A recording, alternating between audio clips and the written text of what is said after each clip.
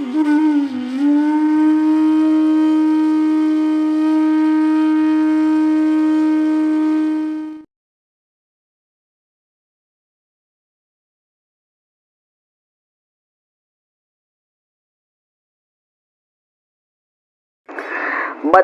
દોષોની નિવૃત્તિ થાય તે માટે પ્રભુની સેવા, પ્રભુનું સ્મરણ કરવું.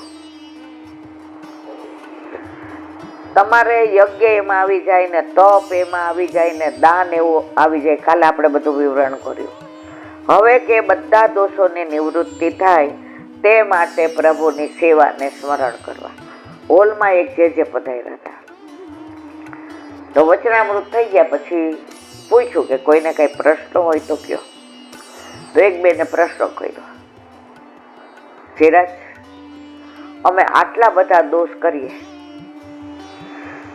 તો પ્રભુ માફ કરે એની ખબર કેવી રીતે પડે? જે એક વાક્ય જવાબ આપ્યો કે આજે તમે ઘણા બધા દોષ કર્યા, ગણાય નહીં ને વીણાય ને, હવે અનુસર કર્યા અને સવારે પ્રભુ પાછા સેવામાં તમને બોલાવે ને એટલે સમજી જવાના કે આગલા દિવસના દોષ તમારા નિવૃત્ત થઈ ગયા. પછી લૌકિક દાખલો આપ્યો. હું ત્યાં પાસે બેઠી હતી.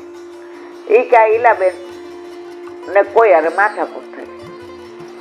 હવે ખબર છે કે સામા માણસનો જ વાત છે, એ જ ગમે એવું બોલ્યું. ઓલાને એમ થાય જિંદગીભરના સંબંધો પૂરા. હવે સવારે ઈલાબેન ફોન કરીને કે જય શ્રી કૃષ્ણ ભાઈ, કાલે મારાથી બોલાઈ ગયું, માફ કરજો, વાંક મારો હતો. હવે વાંક કોનો હતો? સામેવાળાનો. છતાંય બોલાવ્યા કોને? જેનો વાંક નથી ને. તો આપણો વાંક, આપણા દોષ, તો સવારે પ્રભુ આપણને સેવામાં બોલાવે. આવો પરમ કૃપાળુ, પરમ દયાળ મારા વાલા, આપણા ઠાકોરજી સિવાય કોઈ નહીં. તો અહીંયા કહે છે કે બધા દોષની નિવૃત્તિ તમે સેવા, સ્મરણ ને સત્સંગ કરો એટલે તમારે તમારા દોષની ચિંતા કરવાની જરૂર નથી. પ્રભુમાં જ ધર્મની દ્રષ્ટિ કરવી. ધર્મ સ્વરૂપ પ્રભુ શ્રી હરિ છે એમ સમજવું. એકચ્યુઅલ પ્રભુ ધર્મી સ્વરૂપ છે. શ્રી હરિ વિના બીજો કોઈ આશ્રય નથી, બીજો કોઈ ધર્મ નથી. આપણું કર્તવ્ય નથી, આપણી ફરજ નથી. આપણે પ્રભુ સાથે લગ્ન કર્યા બ્રહ્મસંવત દ્વારા તો સહજ છે આપણે પ્રભુ પધરાવવા જોઈએ. મેં તમારી આ લગ્ન ન કર્યા હોય ત્યાં સુધી તમારા ઘરમાં રસોઈ શું થાય ને બધું મારે કઈ જોવાનું હોય. મારા ઘરે જલસા કરતી હો મારા વાલા. લગ્ન થયા, ઘરે ભલે 7 વાગે ઉઠતા હોઈએ, પણ અહીંયા બા 5 વાગે ઉઠતા હોય એટલે આપણે જોઈ લીધું કે બા ઉઠી ગયા છે.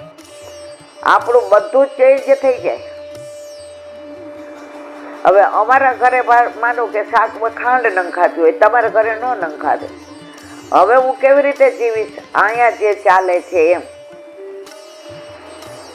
તો આ બધું સહજ છે.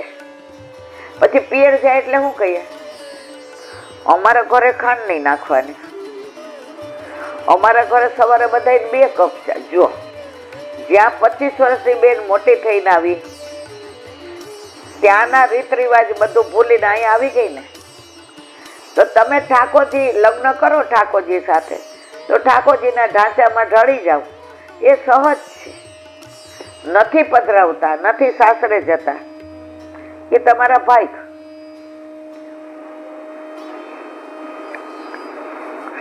બીજા ધર્મો ઉપરથી આસક્તિ ઉઠી જાય ત્યારે સર્વ દોષો ચાલ્યા જાય.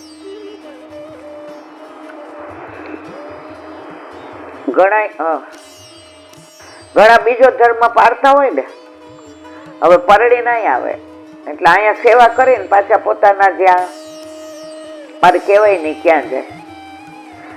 તો આ 2 બાજુ આસક્તિ છે ત્યાં સુધી તમારો મેળ ન પડે. બધામાંથી ચિત્ત કાઢીને તમારા ઠાકોરજીમાં ચિત્ત પરોવો, પણ તમારે બીજું કઈ કરવાની જરૂર નથી. ચિત્ત ચોર બધું કરશે. પછી આ એવો ચોર છે. ચોર હોય ને આપણી નજર બચાવીને ચોરી કરે. આ ચોર એવો આપણી નજરની સામે કરે. અને આપણે ઈચ્છીએ કે ચોરી કરે. આ ચોરની વિશિષ્ટતા છે.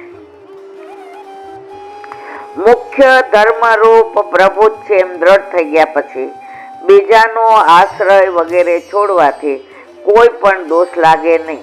દોષની નિવૃત્તિ થવા માટે શ્રી હરિને ધર્મ સ્વરૂપ જોવા.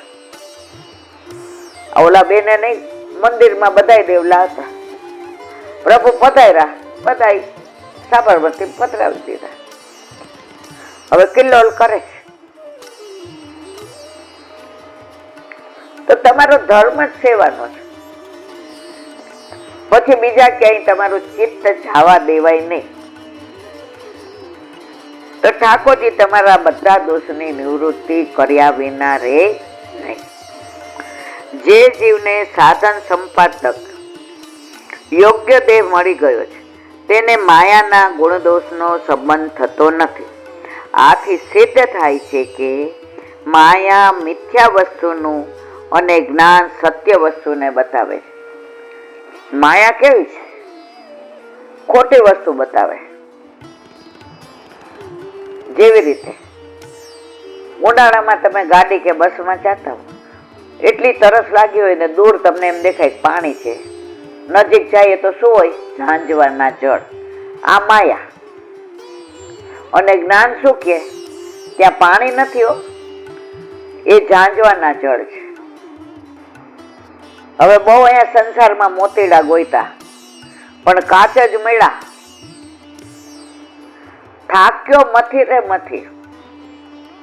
કારણ બળતું નથી, સમજણ પડતી નથી. હવે સમજી જા, પણ આપણે સમજતા નથી. પછી હંસલો કે છે હવે નો સમજા, હાલો મારે તમારી યારે 84 લક્ષ્યોની ફરવાનું છે. સમજી જાઓ તો આત્માનું પરમાત્મા સાથે વલ્લભે વિવાહ તો કરાવી દીધો છે. પછી તમારે પાછું આવવું નહીં પડે. પણ આપણે કેમ વારંવાર આવવું પડે? સમજતા નથી. તો માયા તમને મિથ્યા વસ્તુ બતાવે અને જ્ઞાન તમને સાચું બતાવે. એટલે જ્ઞાનના સ્વરૂપના નિર્ણય થઈ જવા છતાં જ્ઞાન જન્મ મરણાદિક અનર્થોનું નિવર્તક નથી થઈ શકતું. જ્ઞાન સાક્ષાત જન્મ મરણાદિક થવાના દાખલો આપે છે. દર્પણમાં મોઢું જોઈએ ત્યારે દર્પણમાં મોઢું નથી એ આપણે જાણીએ છીએ, પણ દર્પણના સ્વભાવના લીધે કાચમાં મોઢું ન હોય, દેખાય ને એવું બનતું નથી. આપણું પ્રતિબિંબ છે, અંદર મોઢું નથી, છતાંય આપણે આમ જોઈએ, આ બહુ સરસ હો, આજે આમ લાગતું નથી બરાબર. કેમ જુઓ તો અલગ શું થયું છે? આ સંસાર આવો છે.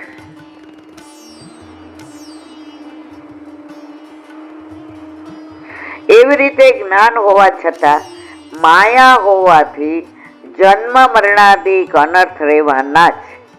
માયા છે ને ત્યાં સુધી તમારે જન્મ મરણના પુનરપી જન્મ પુનરપી મરણ, આ બધું સમજીએ હારું. અહીંયા બેઠા હોય ત્યારે આમ એવું થઈ જાય, જેવા બહાર જઈએ અવાજ બદલાઈ જાય. ઈ સમજાઈ જશે ને તેથી બેડો પાર. જેમ જ્ઞાન હોવા છતાં દર્પણનો અભાવ થઈ શકતો નથી, એમ જ્ઞાનથી માયાનો અભાવ પણ થઈ શકતો નથી. અને જ્યાં સુધી અનર્થની મૂળભૂત માયા વિદ્યમાન છે ત્યાં સુધી જન્મ મરણાદિક અનર્થોની નિવૃત્તિ, જ્યાં સુધી તમે માયામાં ડૂબેલા છો ને, મારો દીકરો, મારું ઘર, ત્યાં સુધી તમને માયા એમ કે છે આ બધું તારું જ છે.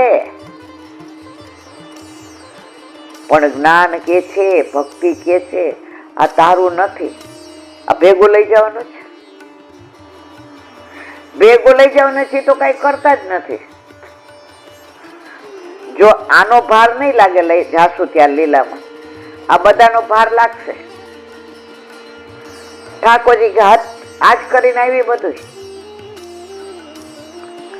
ત્યાં ચોપડા લખાય છે. એક સંત હતા, તો એક ગામમાં એક ભાઈ હતા. હવે ઈ ગમે એટલી મહેનત કરે, ગમે એટલું કરે, પણ પેટ્યું માંડ મળે. બહુ પ્રયત્ન કર્યા, પછી સંત પાસે આવ્યા. સંતને કે હવે મને ઈ કે ભાઈ તારા નસીબમાં જ નથી, તારે આવું જ રહેવાનું 7 જન્મ સુધી. મહારાજ કાંઈ તો કૃપા કરો, ગુરુ છો. ઈ કે 5 વર્ષ આપો, તારે ગેંગટિયા, તારે આ પૈસા ને દ્રવ્ય ને કઈ ચિંતા જ નહીં. 5 વર્ષ પછી જેવો હતો ને એવો ને એવો. ઈ કે કાંઈ વાંધો નહીં, 5 વર્ષ તો આપો. 5 વર્ષ એને એટલો ધંધો સરસ ચાલ્યો, હીરા મોતી ને માણેકનો, કરોડોપતિ.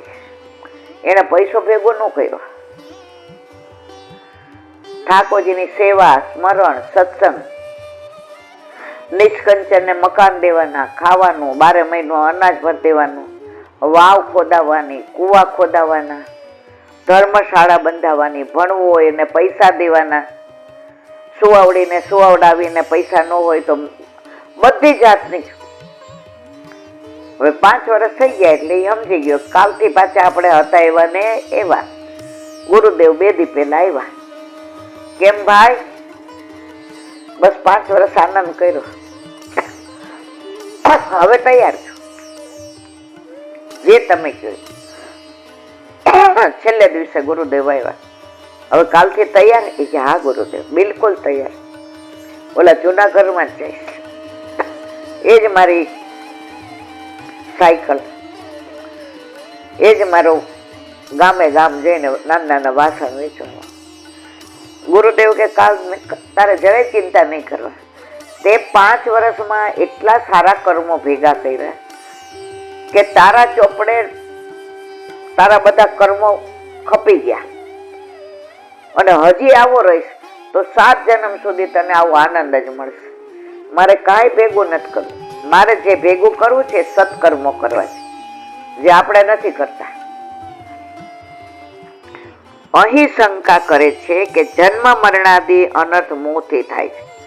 તે મોહ જ્ઞાન વડે દૂર થાય છે, અને માયા રહેલી હોય તો પણ કંઈ કરી.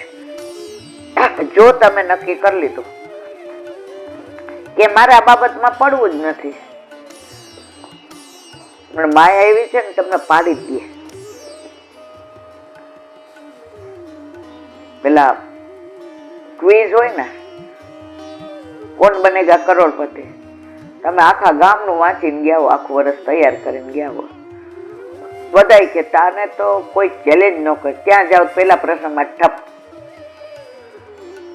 એમ મારા વાલા, જ્યાં સુધી માયા છે ને ત્યાં સુધી મેળ ન પડે. હા, સમજી જાય ને કે આ બધી માયા છે. પાછા એમ કહ્યું, સંસારમાં રહી બધું ધ્યાન તો રાખવું જોઈએ ને, કોઈ આપણું લઈ ન જાય, પછી આપણું પાછળ શું થાય. આમાં નામાં અંદર ખૂપે જ જઈએ છે.